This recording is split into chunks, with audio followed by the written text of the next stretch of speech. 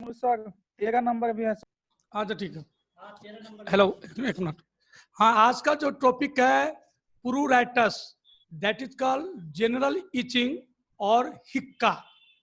बड़ी है इसमें हिक्का, यानी general pruritus is a not a disease, it is the symptoms of the disease.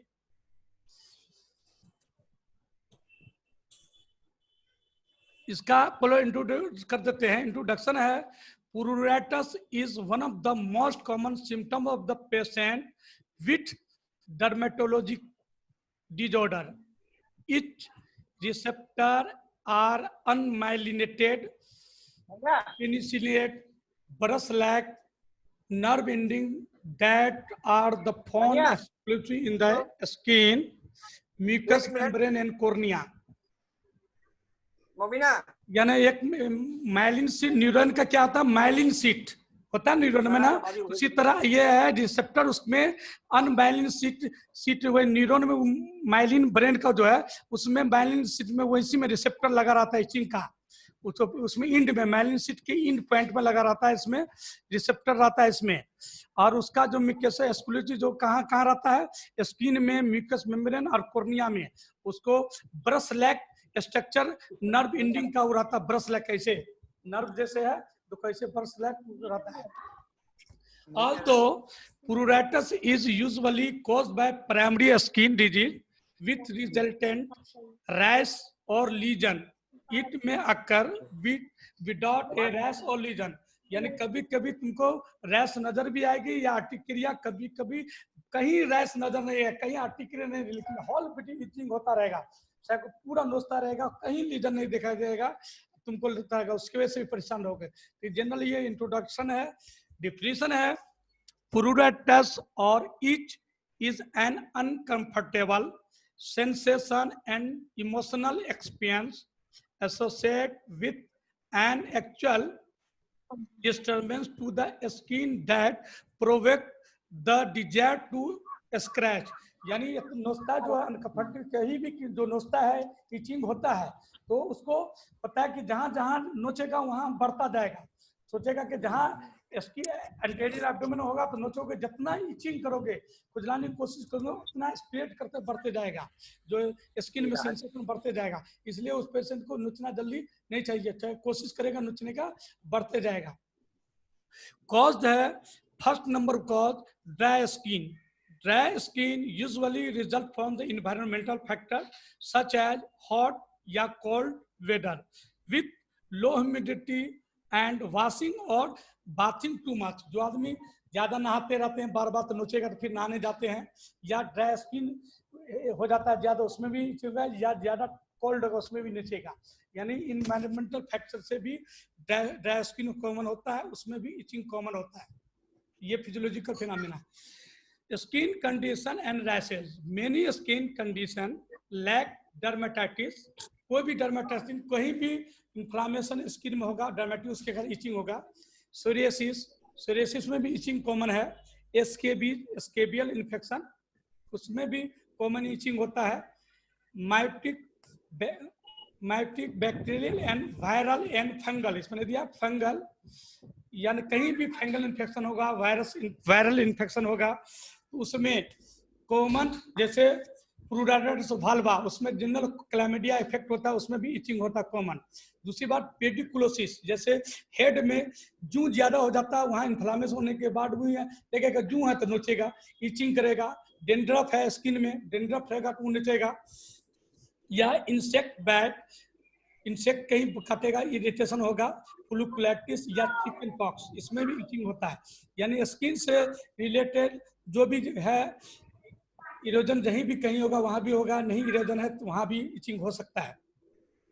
Systematic disease में the include liver disease, that is called obstructive liver. Obstructive jaundice में है, obstructive jaundice में common pruritus of the whole body होता है। याद रखना, obstructive jaundice का सबसे बड़ा साइन है प्रूराइटस ऑफ होल बॉडी। जिसको जॉन्डिस होगा होल पूरा बॉडी नोचेगा, ये एक बहुत बड़ा। दूसरी बात, किडनी फेल्योर में यूरेमिया, इससे भी पलाए थे। यूरेमिया में क्योंकि अमोनिया लेवल इतना बढ़ जाता है, ब्लड ब्रेन बैरियर से पास कर जाता है, तो स्किन में वो इरिटेशन, रैशेज हो जाता है, या फॉस्फेट बॉडी में जो है फॉस्फेटेमिया हो जाएगा, सल्फर का इंक्रीज होने की वजह से भी स्किन में इचिंग ज्यादा होने लगा। दूसरी बात, थायराइड प्रॉब्लम, हाइपर या हाइपो दोनों में हो सकता है। इट में पॉसिबिलिटी नहीं है थायराइड है तो उसको नोचेगा ही, ऐसा नहीं है, रिस्क फैक्टर में है। एंड डायबिटीज, तो डायबिटीज पेशेंट रहेगा तो हो सकता है कि इचिंग हो, ऐसा कहीं नहीं है, लेकिन the itching usually affected the whole body, यानी होल बॉडी हो सकता है। Nerve disorder, condition that affected the nerve system such as brachioradial pruritus, spinal tumor, diabetes and cause itching। यानी इस नर्व का डैमेज कहीं हो सकता है, माइलिन का डैमेज होने के बाद कहीं भी पेरीफेरी में इचिंग हो सकता है। इरिटेशन एंड एलर्जी रिएक्शन, दूसरी बात, कोई भी मेडिसिन से, कोई भी या फूड एलर्जन किसी को हो सकता है, कोई भी खाना खाने वाला चीज से एलर्जन हो सकता है कॉमन, जैसे industrial area, chemical industry area, jute mill में रहने वाले उस सबको उसके एलर्जन से, किसी के बॉडी के एलर्जन से कॉमन हो सकता है। जैसे वूल इंडस्ट्री में काम करने वाले, केमिकल इंडस्ट्री में काम करने वाले, कॉस्मेटिक इंडस्ट्रीज में काम करने वाले, या सॉप जहां बनता है, या किसी आदमी को सॉप यूज करने से भी एलर्जी हो सकता है। बहुत सॉप से एलर्जी होता है स्किन का। किसी के बाद फूड खाने से, जैसे चना के दाल खाने से, किसी को अरहर के दाल खाने से, खेसारी के दाल खाने से भी एलर्जी होता है। इसलिए food allergen cause the any skin etching.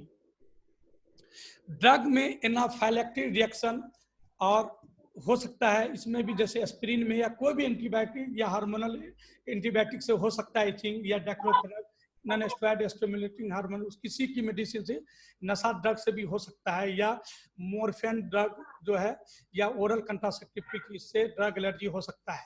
ऐसा नहीं इससे सबको होता है, किसी किसी को हो सकता है। साइकोलॉजिकल फैक्टर, एक्यूट और क्रोनिक स्ट्रेस, यानी कोई आदमी काफी गम में रहता है, सेडेटिव रहता है, उसमें हमेशा सोचता रहेगा, नहीं कोई काम है तो नोचते रहेगा, कहेगा ये नोचता है, उसको साइकोलॉजिकली इरिटेशन होता रहता है कॉमन।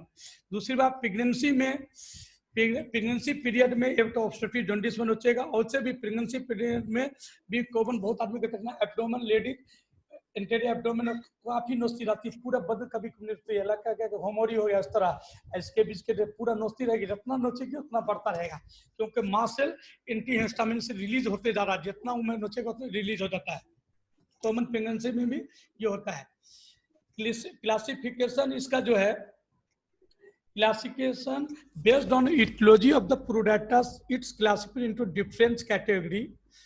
नंबर 1 कैटेगरी का डर्मेटोलॉजिकल डिजीज में दिया है। दूसरा है systematic disease, systematic disease that is, अभी बोले लीवर डिजीज और बोले किडनी डिजीज हो गया, डर्मेटोलॉजी में जैसे चिकन पॉक्स हो गया, या वेनेरियल डिजीज, सिफिलिस, गोनोरिया हो गया, सिफिलिस हो गया, उसमें भी कॉमन नोचेगा। दूसरी बात, सिस्टेमेटिक डिजीज में प्रेगनेंसी हो गया या ड्रग इंड्यूस हो गया। तीसरा, थर्ड ग्रुप कैटेगरी बात है न्यूरोलॉजिक इफेक्ट, अभी बोले कि स्ट्रेस में, इमोशनल में हो सकता है। चौथा, साइकेट्रिक में, सोमैटिक डिजॉर्डर में, न्यूरोलॉजिकल के 4, 3 एक लगभग एक ही टाइप है, उसमें होता है। पांचवा जो है mix overlapping and coexisting of the several disease, यानी मिक्स हो सकता है, किसी को कभी किसी को डर्मेटोलॉजी है, उसके बाद साइकोलॉजिकल हो गया, उसके कारण उसमें भी नोचेगा इसमें। छठा है अनडिटरमाइंड ओरिजिन, किसी कारण हो सकता है। पैथोफिजियोलॉजी समझो किसका क्या है, स्किन, पहले क्या है, skin comes into the contact, यानी एक दूसरे कंटेक्ट में आया, या कोई फॉरेन बॉडी है, एलर्जन सब्सटेंस है, चाहे ऊल है, डस्ट है, गर्दा, किसी या पोलन है, या कोई इंसेक्ट है, उसके नजदीक में आया, कंटेक्ट में आया, विथ एलर्जन और इरिटेशन किया, उस स्किन को किया, उसके बाद वहां जहां किया इरिटेशन किया, इरिटेट हुआ, वहां पर इन्फ्लामेशन हुआ, inflammation of the epidermal nerve cell ending को, उसके बाद वहां से जहां इन्फ्लामेशन होगा उसके release histamine with produce of the more product, histamine जो है एलर्जन का जो है रिलीज होगा, हिस्टामिन सेल जो है रिलीज होता है, हिस्टामिन के अंदर मास्ट सेल होता है, बॉडी में मास्ट सेल जो होता है वह रिलीज होने लगता है, mast cell, eosinophil cell, basophil cell release होता है। ये जो मास्ट सेल जो होता है मेलवेड स्टेम सेल से बना रहता है, बोन मैरो में जो बोलता है उससे रहता है, और ये दोनों क्या है, इपिथेलियल टिश्यू से कनेक्टेड होता है, दूसरे से जोड़ता है। तो जो रिलीज होता है हिस्टामिन रिलीज होता है। उसके बाद more prorectal result is the more scratching leading to the more itching of the itching scratch cycle continue. यानी जितना नोचेगा हाथ से, जितना उसको नोचोगे उतना बढ़ते जाएगा। ये नहीं है कि इसलिए इस आदमी को नहीं नोचना चाहिए, हाथ धो ले, बटन दो गली गुस्ल कर ले, लेकिन नोचना ज्यादा चाहिए। जितना नोचोगे वहां अपना सेल हिस्टामिन से रिलीज होते जाएगा, इसलिए कहता है उसमें। तीसरा देखो इचिंग स्क्रैच का साइकिल बताया है। देखो इचिंग होता है जहां पर जिस चीज से टच होकर स्किन हुआ, स्किन वहां का डैमेज होगा, तुम स्क्रैच करोगे हिस्टामिन रिलीज होगा और इचिंग बढ़ता जाएगा। 3 साइकिल तो ये देखो, इचिंग, स्किन डैमेज, स्क्रैच, फिर स्क्रैच का इचिंग, स्किन है। इसीलिए जहां बढ़ते रहेगा ये स्किन ये इसी तरह बढ़ते रहेगा, इसलिए नोचना नहीं चाहिए। ये साइकिल है, इसका भी दूसरा साइकिल बता दिया। साइन एंड सिम्टम्स है, पहला है ड्राई क्रैकेड स्किन, जहां पर ड्राई स्किन है वहां क्रैकेड स्किन हो जाएगा, क्रैक कर देगा। उसके बाद लेथार्जी और scaly, structure of the scaly हो सकता है, स्ट्रक्चर ऑफ द स्किन और हार्डनेस हो जाएगा। उसके बाद एक्सकोरिएशन, रेडनेस, रेड एरिया, जहां नोचोगे हो सकता है वहां रेड एरिया होगा। उसके बाद हो सकता है वहां से पानी की तरह वाटर हल्का से रिसना शुरू हो, जैसे कि स्केबीज में जहां नोचोगे वहां से पानी उसका निकलेगा। जब पानी जहां आगे बढ़ेगा दूसरे स्किन टच करेगा, जहां जिस एरिया टच उस एरिया को और बढ़ते जाएगा, इसलिए नोचना चाहिए। उसके बाद और चेंज इन द पिगमेंटेशन में रिजल्ट, यानी जहां नोचोगे वहां रेडनेस होगा, रेड बढ़ता जाएगा एरिया, वहां इचिंग साइड बढ़ता जाएगा। Pruritus usually is the more severe at the night. ये ज्यादातर आदमी दिन में बहुत काम करते हैं तो नोचता है, तो नोचिंग काम के पीछे, जैसे कि हम पढ़ा रहे हैं अभी हमको यहाँ इचिंग हो रहा है, तो हमको कोशिश करेंगे पढ़ा लेने के बाद नोचें, तो इसमें हम लोग का टाइम बीत जाता है। लेकिन रात में क्या होता है, पेशेंट रेस्ट में रहता है, आदमी रेस्ट में रहता है, तो नींद में भी नोचता है। जैसे बाल ढीला जू निकला तो उसको चाहता है, कोशिश करता है नोचे। दिन में जू है नोच रहा है तो अपने काम में वक्त में नहीं रहे, और रात में वैसे भी रेस्ट में कोई एंजाइम या कोई हार्मोन जल्दी रिलीज ज्यादा होता है, तो हमारे बॉडी से भी हिस्टामिन का रिलीज ज्यादा नाइट में होता है। या कोई भी वर्म बॉडी में है, जैसे फ्लेरिसिस वर्म है, क्या कोई फॉरेन बॉडी भी नाइट में स्प्रेड ज्यादा करता है, क्योंकि बॉडी रेस्ट में रहता है, रेस्ट मिलता है तो उसको प्रोटीन भी यूज खाने के ज्यादा मिलता है, इसलिए ज्यादा होता है। इसलिए रात ही में सबसे ज्यादा कोई भी इसका नोचता ज्यादा है। Due to during waking hour due to distance by daily activity, यानी कभी आवर में होगा, घंटा में, डेली हो सकता है। डायग्नोसिस में है हिस्ट्री कलेक्शन, सबसे पहली बात हिस्ट्री बहुत ही इंपॉर्टेंट है ये डायग्नोस्टिक के लिए, कि डिफरेंशियल डायग्नोस्टिक करने के लिए, कि वो देखना है हिस्ट्री में। पेशेंट से पूछने के बाद हर जगह देखना है कि कहीं स्केबीज क्या है, नहीं है। स्केबीज है तो फंगल हैंड से शुरू होगा, और जहाँ पर एयर नहीं जाता है, जहाँ पर मॉइस्चराइजर ज्यादा, वहाँ कॉमन देखना है कि फिंगर के दोनों फिंगर के बीच में ये जगह मॉइस्चर आता है, तो वहाँ तो नहीं है। तो इसलिए हिस्ट्री और नेकेड आई से फिजिकल एग्जामिनेशन देखना बहुत जरूरी है, डायग्नोस्टिक क्राइटेरिया में बहुत इंपॉर्टेंट है। कि स्केबीज है, सोरियासिस है, जनरल डर्मेटाइटिस है मुझे, या चिकन पॉक्स का है, या जनरल कोई बैक्ट है, कोई कोरनडूल डस्ट स्मेल है, उस सब के लिए लोकल हिस्ट्री का कलेक्शन, या इंडस्ट्री में काम करते हैं या कोई मेडिसिन खाया है, इसलिए हिस्ट्री प्रॉपर लेना चाहिए, बिना उसका डायग्नोसिस क्लियर नहीं हो सकता है। दूसरे फिजिकल एग्जामिनेशन में बोला, साथ में फिजिकल एग्जाम बहुत मैंने धीरे से आराम से देखना चाहिए, कि ये नहीं कि एक उंगली में देखा हो गया डायग्नोसिस तुम्हारा, नहीं, जो दूसरे उंगली में देखना चाहिए, दूसरे बॉडी में और पार्ट में है कि नहीं, किस एरिया में है कि नहीं। जैसे हर्पिस है, हर्पिस को एक यूनिलेटरल अक्सर होता है, तो इसलिए देखना चाहिए कि एक लेटर है, हीट है, क्या है, उसको लिए परफेक्ट डायग्नोसिस के लिए देखना चाहिए। स्किन रिलेटेड जितनी है डिजीज कॉमन है डायग्नोसिस, वो उसको देखना चाहिए कि ये डिजीज मिलता है नहीं। उसके बाद ब्लड टेस्ट के लिए कंप्लीट ब्लड काउंट में इस्नोफिल बेसोफिल को देखना है, वह अक्सर इंक्रीज रहेगा। कोई भी एलर्जन आएगा तो इस्नोफिल इंक्रीज रहेगा, इस्नोफिलिया हो जाएगा, बेसोफिलिया हो जाएगा। ये बहुत इंपॉर्टेंट है डीएलसी में, डिफरेंशियल ल्यूकोसाइट काउंट में।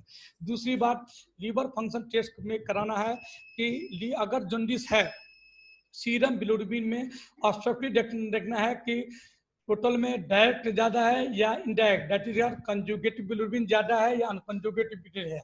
और देखेगा कि अगर कंजुगेटेड बिलीरुबिन ज्यादा है that is called obstructive jaundice. तो ऑब्स्ट्रक्टिव जॉन्डिस है तो उससे भी आइडिया लगेगा कि क्या चीज है। इसके लिए लीवर फंक्शन का टेस्ट कराना जरूरी है। दूसरी बात, किडनी फंक्शन में ब्लड यूरिया का इंपॉर्टेंट बहुत है। देखना है कि पेशेंट ऐसा ना यूरेमिया में जा रहा है कि रीनल फेलियर में है। इसके लिए ब्लड यूरिया देखना जरूरी है, क्योंकि यूरिया बढ़ता है तो अमोनिया बढ़ता है, अमोनिया बढ़ेगा तो पूरे बॉडी में अमोनिया जब सर्कुलेट करेगा तो इचिंग आर्टिकेरिया डेवलप करेगा जी। उसके बाद थायराइड फंक्शन, उस थायराइड के एबनॉर्मलिटी के लिए हम लोग देखते हैं जी कि हाइपरथायरॉयडिज्म है कि नहीं है, या हाइपोथायरॉयड। लेकिन हाइपरथायरॉयडिज्म में पल्पिटेशन ज्यादा होता है, एक्टोथैलेमस होता है, और वहाँ इचिंग का रेट ज्यादा हो जाता है कि इचिंग नोच निकले कि फैक्टर ज्यादा है कि हो सकता है कि इचिंग ज्यादा हो पेशेंट को। इसके लिए टेस्ट कराते हैं थायराइड।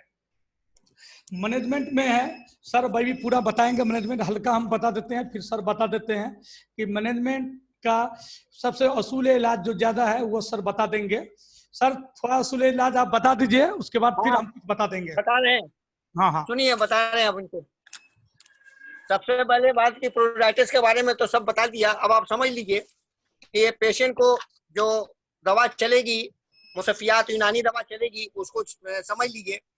पेशेंट को सबसे पहले आए तो उसको टेस्ट कराने के बारे में पता लगाने के लिए सब जो टेस्ट बता दिया गया सब समझ लीजिए। सबसे पहले इसको लीवर का फंक्शन से भी होता है, जॉन्डिस से भी होता है, और थायराइड के वजह कर हो जाता है, और शुगर के वजह कर हो जाता है। इसलिए टोटल आईजी का टेस्ट हम लोग करवाते हैं, देखते हैं किस किस्म का इसको एलर्जी है पता लगाने के लिए। मुसफियात के तौर पर इसको, हेलो, हाँ हाँ ठीक ठीक, हाँ, टोटल मुसफियात के तौर पर इसको हम लोग देते हैं शाहित्रा है, चिरायता है, सरफूका है, पोस्ट हलीला जर्द है।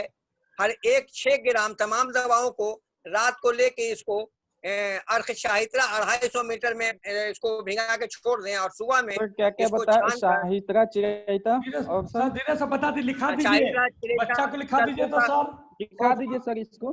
हाँ लिखा दीजिए, सब पीपीटी में लिखा हुआ है ना, उसमें लिखा हुआ है सब पीपीटी में। बउआ पीपीटी भेज रहे हैं, भेज रहे हैं। अच्छा धीरे से बता ऐसे भेज भी रहे हैं हम। लिख लीजिए बाबू, शाहित्रा चिरायता सरफूका पोस्ट हलीला जर्द हर एक 6 ग्राम। लिख रहे हैं, नोट कर रहे हैं जी सर। हेलो। तमाम दवा को रात को इसको अर्क शाहित्रा 250 मीटर में इसको भिगा के छोड़ देंगे, और सुबह में उसको छान कर 12 ml सुबह शाम शहद मिला के इसको इस्तेमाल करना है। समझ गए? लिखा? भिगा कर छोड़ देंगे और उसको शहद में मिला के। जी हाँ, 12 मिलीलीटर उसको दवा को शहद में मिला के उसको इस्तेमाल करना है। दूसरा पॉइंट, दूसरा लिख लीजिएगा। दूसरा है गुल निलोफर, गुल सुर्ख, गुल बनस्का, मक्को, तुख्म कासनी 5-5 ग्राम सबको लेके रात को इसको भी पानी में इसको छोड़ दें। सुबह में छान कर इसको शरबत निलोफर 250 मिलीलीटर के साथ इसको सुबह शाम इस्तेमाल कराएं। हेलो, नोट किया सुलेमान बाबू? नोट कर रहे हैं? हाँ सर, नोट हो रहा है। हाँ, उस दूसरी बात फिर अब दवा में देंगे इसको माजून मुसफ़्फ़ी खून या माजून उशबा या त्रिफल चाहतरा या हब्बे मुसफ़्फ़ी खून खुश असफर, किसी एक दवा का इस्तेमाल सुबह शाम करना पड़ेगा इसको यूनानी दवा में। यूनानी दवा में लगाने के लिए आपको खून। हेलो सर दूसरा, हेलो, हाँ बोलिए सर। हेलो, हाँ, और लगाने के लिए एक्सटर्नल यूज के लिए आपको जैसे आबे बर्ग तंबाकू है, सब रोगन कुंजद है, और सबको मिला के इसको पानी गर्म करके जोश देना है। जब पानी उसका खोल के उड़ जाए तो इसको तेल के तरह इसको हो जाएगा, उसको उतार कर ठंडा कर इसको मालिश करना होगा बदन पर आपको। दूसरी दवा एक और है, रोगन चंबेली में अर्क लेमू मिलाकर इसको मालिश करें। अगर इससे कमी ना हो तो उसमें आप उसमें कपूर मिला के उसका इस्तेमाल भी करा सकते हैं आप। समझ गए? हेलो, हाँ, मॉडर्न भी बता दीजिए सर, फिर हम थोड़ा बता देंगे। हाँ, कुछ मॉडर्न मेडिसिन है जैसे आइवरमेक्टिन टैबलेट हो गया 12 mg, 8 mg, 6 mg, according to weight के हिसाब से और अकॉर्डिंग टू एज के हिसाब से चलता है। बच्चे हैं तो 6 mg, सियाना है तो 12 mg, उसके बाद फिर है आपको 4 mg, इस सब चलता है। उसके बाद वर्मेक्ट टैबलेट हो गया वीकली, कौन हफ्ता सा? में एक देंगे। वर्मेक्ट प्लस आइवरमेक्टिन इसमें मिला होता है, वो एंटी एलर्जी है, यस ये ब्लड के लिए आपको आता है। जैसे पर लगाने के लिए हो गया परमेथिन लोशन हो गया, या एस्कार लोशन हो गया, या एस्केबियोल हो गया, या आइवेरा हो गया लोशन, आपको लगाने के लिए, आपको इस्तेमाल करने के लिए। परमेथ्रिन। अच्छा साबुन में फिर इस्तेमाल कराने के लिए आप बता देते हैं सर, बैक्टीमो बताने के बाद फिर बताते हैं। ठीक है, बताइए सर। साबुन लगाने के लिए आप बैक्टीमो इस्तेमाल, एक्टेरिल सोप हो गया, बैक्टीमो सोप हो गया, लगाने को इस्तेमाल, सेलेसिया किट हो गया, लगाने के लिए आप इस्तेमाल कर सकते हैं। दवा खाने के लिए हो गया कोई भी एंटी एलर्जी दवा, इसमें बेचैनी ज्यादा होती है तो कुछ आदमी को इसमें शिफा, अब शिफा के नाम से सिडेटिव देनी पड़ेगी। जैसे अंग्रेजी में आ गया आपको एटेरेक्स गोली, उसमें एक रेनिटिडिन मिला के या जेंटेक या एसिलो, किसी दवा के साथ मिला के आपको 1:1 एट बेड टाइम देना पड़ेगा जब तक कि खारिश रहे। या उसके बाद हाइकोप गोली आती है, या अलेग्रा 180 mg हो गया, या आपको हिस्टाफ्री हो गया 180 mg का देने के लिए। ज्यादा बेचैनी हो तो हम लोग फेनार्गन टैबलेट 25 mg की देते हैं 1:1 एट बेड टाइम, सोने के बाद। फेनार्गन सिडेटिव है, एंटी एलर्जी है, वो सुकून पहुंचाने की दवा है वो, इसलिए इसको आप दे सकते हैं। उसके बाद आप दे सकते हैं बिलाजो गोली होता है या बिलानेक्स होता है, इसको बोलते हैं बिलास्टिन के नाम से आता है। ये बहुत अच्छी है, बहुत नई दवाई है बहुत एंटी नहीं एलर्जी के लिए, 20 mg की आती है। लास्ट में बहुत अच्छी बात। 1:1 बिलास्टिन टैबलेट आता है, ये इसके नाम से आता है, कई कंपनी बनाती है ये बिलाजो आता है। सबसे पहले मरीज को आपको उसको सेटिस्फाइड करना होगा, देखना होगा, मरीज में हड़बड़ाना नहीं होगा, मरीज का पूरे हिस्ट्री आपको लेना होगा। जो इन्वेस्टिगेशन कराना चाहते हैं आप इन्वेस्टिगेशन करा लें। मरीज तो को देखते हैं बहुत लोग हड़बड़ कर दिए, ऐसा नहीं होता है बाबू। मरीज को सेटिस्फाइड करके पूरी बीमारी को समझना होगा, उसको आपको दवा एंटी एलर्जी देना होगा, उसको एंटी एलमेंथिक देना होगा, जैसे जोंक की दवा देनी होगी, गंदगी से बचाना होगा, इस सब का ख्याल रखना होगा। और किस किस्म की होती है तो ज्यादातर हम लोग देखते हैं कि बीमारी जो होती है प्रोडाइटिस, बहुत से को लोग देखते हैं जॉन्डिस हो गया या डायबिटीज हो गया, बहुत से लोग डायबिटीज की दवा खाते हैं, उसके बाद भी बदन बहुत नोचता है, ड्राई स्केबिस की तरह हो जाता है, जो कहीं दाना वाना बदन पर पता आपको नहीं चलेगा, लेकिन नाखून लगाएंगे तो निशान की तरह मालूम होता है वो आप। तो इस सब मरीज को पूरा थ्रोली इन्वेस्टिगेशन करने के बाद जब आप प्रैक्टिस करेंगे आएंगे तो पूरा आपको सब पूरा थ्रोली उसको देखना होगा। बीमारी का इलाज करने के पहले पूरे मरीज का हिस्ट्री लेने के लिए क्या इन्वेस्टिगेशन कराना है, क्या इसमें दवा चलेगी, क्या यूनानी दवा चलेगी, क्या अंग्रेजी दवा चलेगी, इसमें थोड़ा देना पड़ेगा। क्या कि यूनानी दवा में थोड़ा वक्त लगता है। अब मरीज आया कि सुबह में आया, अगर उसको शाम तक फायदा ना हुआ तो फिर आपके पास मरीज भाग जाता है। इसलिए उसको फौरी राहत पहुंचाने के लिए कुछ हम लोग को साइड में लेकर के मॉडर्न मेडिसिन एक आध हम लोग को देनी पड़ती है कि मरीज को फौरी रिलीफ हो जाए। उसके बाद तो हमारा यूनानी दवा ही काम करता है, जैसे ट्रिपल छात्रा, हब्बे मुसफ़्फ़िक़ीन, कोई भी मुसफ़्फ़ियात आप एक दे सकते हैं। ब्लड प्योरीफायर हो गया, साफी हो गया, अर्क चिरायता हो गया, आपको खजरा रिस्ट हम देते हैं, महामजिस्ट्रा रिस्ट देते हैं, सारी वाद्या रिस्ट देते हैं। ये सब कोआत होता है, ये सब मिला के चलता ही है। ये सब का थोड़ा ध्यान रखना पड़ता है पेशेंट के ऊपर। सर डायबिटिक खाने पीने का भी गंदगी से भी होता है। डायबिटिक के लिए क्या प्रिकॉशन हेलो, होगा सर? डायबिटिक के लिए सर, क्या बाबू, क्या क्या डायबिटीज वालों के लिए सर, उसके लिए प्रिकॉशन इस डिजीज में?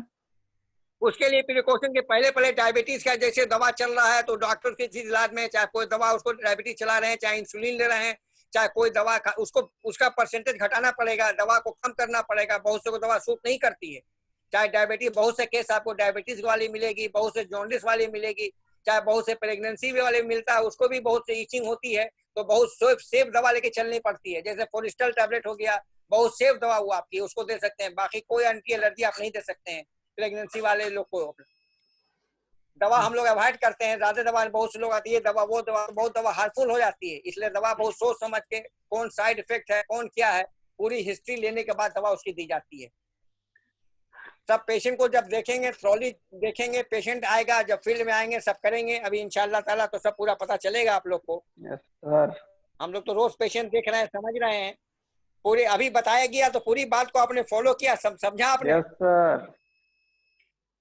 हाँ कुछ कुछ समझ लिया, सबको नोट कीजिएगा बाबू, नहीं तो फिर आप जब मेरे पास आइएगा इंशाल्लाह ताला, जब बैठिएगा आप अपने क्लिनिक में, पेशेंट जब मिलेगा तब उसके बाद फिर आपको पूरा पता भी चलेगा, पेशेंट को देखने के बाद भी पता चलेगा कि किस किस्म का पेशेंट है, किसका, किसको एचिंग करते हैं, किसको एक्जिमा कहते हैं, किसको आपको ये सोराइसिस कहते हैं, सब किस्म का अलग अलग में सब में बीमारी मिलेगी आपको। ठीक है बाबू, आप सेटिस्फाइड हुए आप? जी बाबू। जी सर। हाँ ठीक है, बहुत अच्छा जी है। बाबू, हाँ एकदम ठीक है सर। हाँ सर, 2 बहुत मिनट हम अच्छा भी बताया बच्चा सर को कुछ और बता देते हैं 2 मिनट के लिए। 2 मिनट टाइम है, 2 मिनट बता दें सर हम? 2 मिनट टाइम है, बता देते हैं बच्चा को 2 मिनट। हाँ सर 2 मिनट और बता देते हैं बच्चा को, 2 मिनट टाइम है। हेलो, तो मैं समझा दीजिए और बच्चे को। हाँ देखो, सबसे बड़ी बात सर बहुत बताए ऑन प्रैक्टिकल, बहुत बड़ी चीज बताया। ये बहुत उम्र होने के बाद, प्रैक्टिकल के बाद ये दवाई लोग जानने में आता है।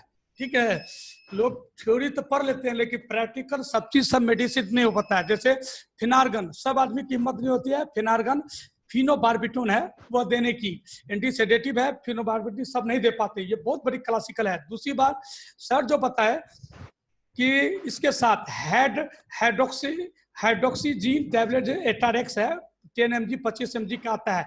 ये एंटी हिस्टामिनिक टैबलेट है, क्योंकि हिस्टामिन की वजह से कॉमन होता है। इसमें ये H1 ब्लॉकर है। क्या है? H1 ब्लॉकर, याद करो।